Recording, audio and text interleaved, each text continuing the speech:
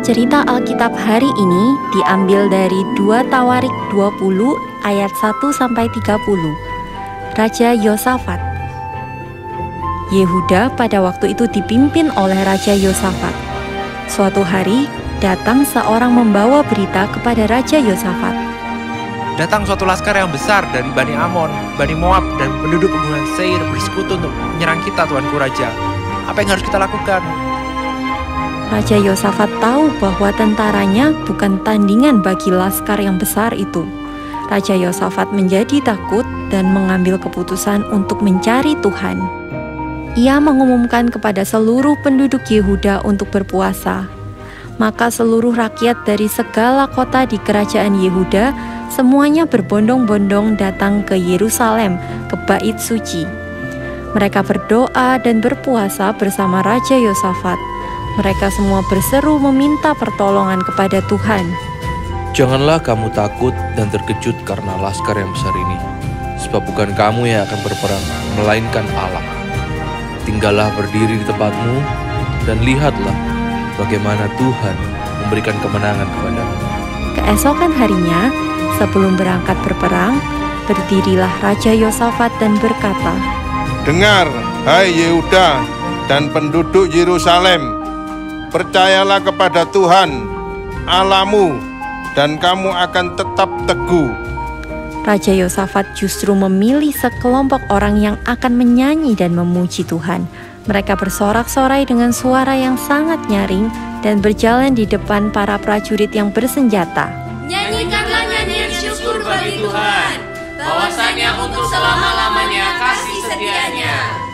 Mereka sudah bersukacita bahkan sebelum perang, seolah-olah mereka sudah menang perang.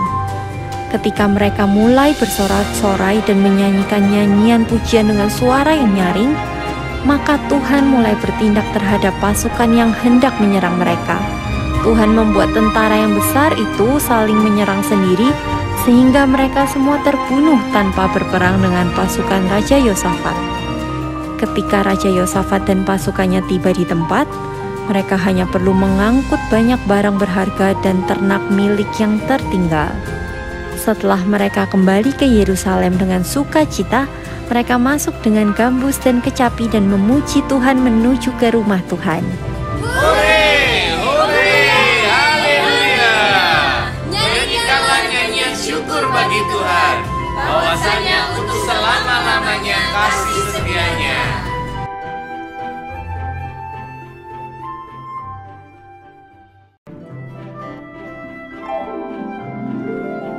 Cerita Alkitab hari ini diambil dari Lukas 2 ayat 41-52. Yesus pada umur 12 tahun dalam Bait Allah. Tuhan Yesus bertambah besar dalam asuhan orang tuanya. Tiap-tiap tahun, Yusuf dan Maria, orang tua Yesus, pergi ke Yerusalem pada hari raya Paskah. Mereka berangkat bersama-sama dengan orang banyak, teman-teman, saudara-saudara, dan tetangga-tetangga mereka.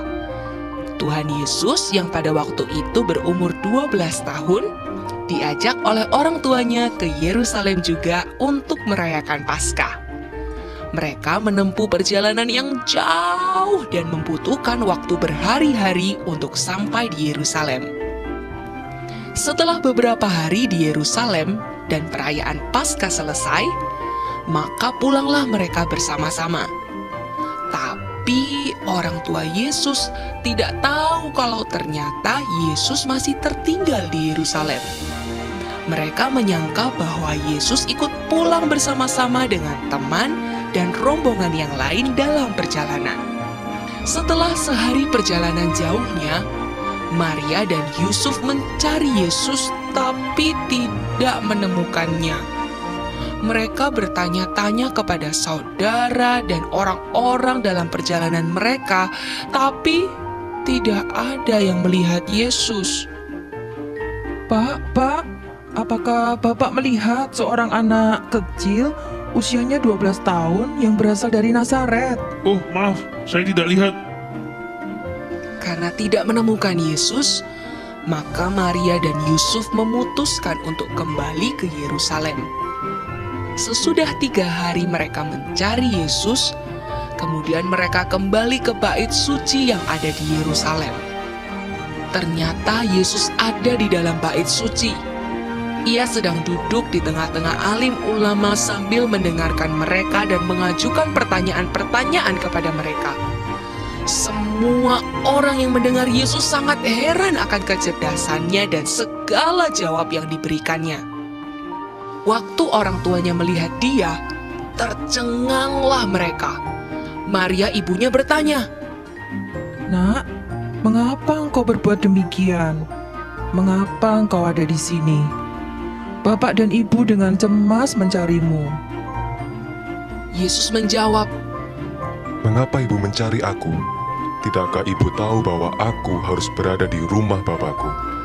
Maria ibu Yesus tidak mengerti apa yang dikatakannya dan menyimpannya dalam hatinya.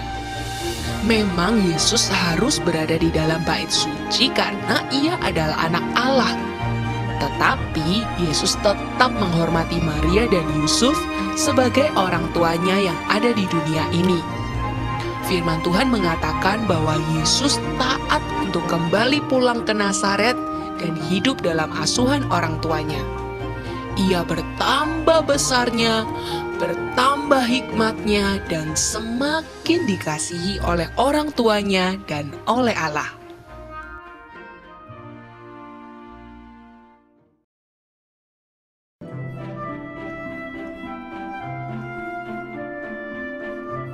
Cerita Alkitab pada hari ini diambil dari 1 Samuel 16 ayat 14 sampai 23. Daud memuji Tuhan. Daud adalah anak yang paling kecil dalam keluarganya. Kakak-kakaknya semua maju berperang dengan gagah berani. Sedangkan Daud hanya disuruh ayahnya pergi ke padang untuk menjaga dan mengembalakan domba-domba ayahnya. Waktu Daud mengembalakan 2-3 ekor domba ayahnya, ia tidak hanya berdiam diri saja, tapi Daud memuji Tuhan dengan kecapinya. Semua orang senang mendengarkan permainan kecapi dan lagu pujian dari Daud. Sehingga ketika suatu kali Raja Saul sedang sedih dan ada roh jahat dalam hatinya, maka pegawai-pegawainya mengatakan akan mencari seorang yang bisa bermain musik untuk mengusir roh jahat dalam diri Raja Saul. Mereka memuji Daud yang suka memainkan kecapi di padang gurun. Lalu jawab salah seorang hamba itu, katanya, Oh, sesungguhnya aku telah melihat salah seorang anak laki-laki Isai, orang Bethlehem itu, yang pandai main kecapi. Ia seorang pahlawan yang gagah perkasa, seorang prajurit yang pandai bicara, elok perawakannya, dan Tuhan menyertai dia. Maka Raja Saul menyuruh mereka untuk memanggil Daud ke istana. Dan setiap kali Raja Saul sedih dan ada roh jahat dalam hatinya, maka Daud segera bermain kecapi dan memuji Tuhan sehingga roh jahat itu pergi. Raja Saul menjadi lega dan nyaman kembali. Waktu orang Israel membawa tabut Allah yang diangkat para imam masuk ke dalam kota Yerusalem, mereka semua bersorak-sorai memuji Tuhan dan menggunakan alat musik untuk memuji Tuhan sepanjang perjalanan. Meskipun Daud adalah seorang raja, Daud tidak mau diam saja. Ia juga memuji Tuhan di depan tabut perjanjian itu. Alkitab mencatat, Daud dan seluruh kaum Israel menari-nari di hadapan Tuhan dengan sekuat tenaga, diiringi nyanyian, kecapi, gambus, rebana, kelentung, dan ceracap. Daud suka memuji dan menyembah Tuhan dalam hidupnya. Kita bisa melihat lagu-lagu pujiannya dalam Kitab Mazmur.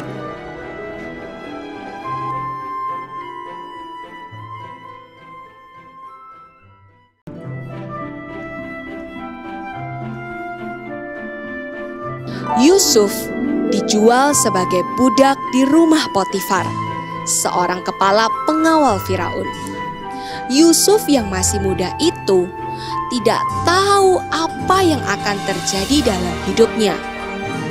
karena ia dibeli sebagai budak, maka Yusuf tidak bisa hidup enak seperti di rumahnya. Tapi ia harus hidup seperti budak-budak yang lain. Meskipun demikian, Yusuf tidak mengomel atau menggerutu. Ia mengerjakan semua pekerjaan yang harus dikerjakan dengan rajin dan terbaik. Tuhan menyertai Yusuf sehingga ia menjadi seorang yang selalu berhasil dalam pekerjaannya. Tuhan memberkati rumah Potifar karena Yusuf. Setelah Potifar melihat pekerjaan Yusuf yang baik dan rajin, juga karena Tuhan menyertai Yusuf, maka Yusuf mendapat kasih dari Potifar dan boleh melayaninya. Kepada Yusuf diberikan kuasa atas rumah dan segala miliknya, baik yang ada di rumah maupun yang di ladang. Dengan bantuan Yusuf, Potifar tidak usah lagi mengatur apapun selain dari makanannya sendiri. Istri Potifar yang juga menyukai Yusuf berusaha membujuk Yusuf untuk berbuat dosa. Tapi Yusuf tidak mau karena ia tahu kebenaran firman Tuhan. Karena tidak mengikuti keinginannya, maka istri Potifar marah dan memfitnah Yusuf sehingga akhirnya Yusuf dimasukkan ke dalam penjara. Yang semula sudah lebih baik menjadi orang kepercayaan Potifar, sekarang malah dimasukkan dalam penjara yang kotor dan gelap. Padahal Yusuf tidak bersalah.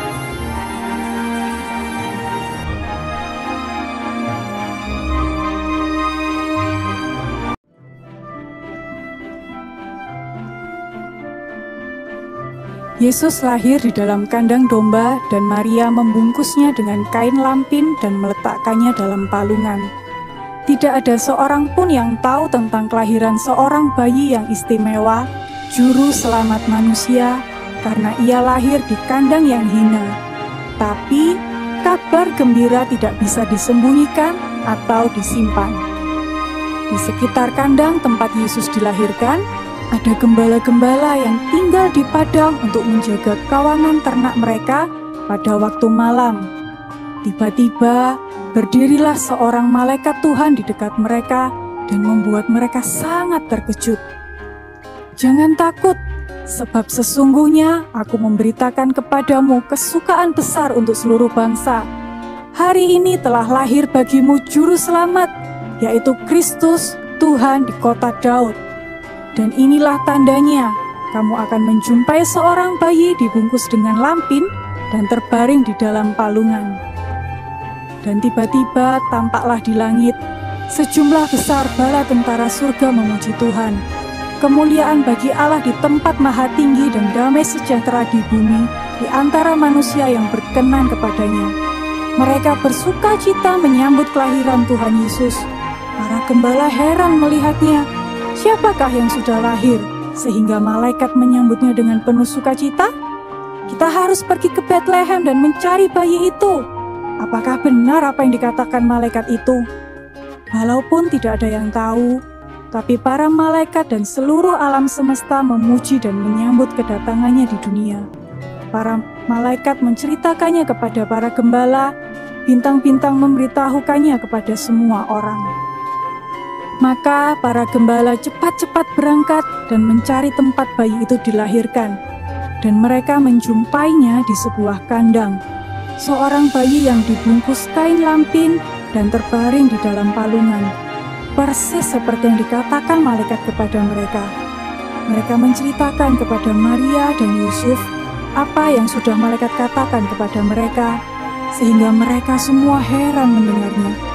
Para gembala turut bersukacita merayakan kelahiran bayi Yesus. Setelah melihat sendiri bayi yang dikatakan oleh malaikat itu, para gembala pulang kembali ke rumahnya dengan penuh sukacita. Mereka menceritakan apa yang sudah mereka dengar dan lihat kepada semua orang yang mereka temui. Di sepanjang perjalanan pulang, mereka memuji Tuhan dan memuliakan Allah seperti yang dilakukan para malaikat.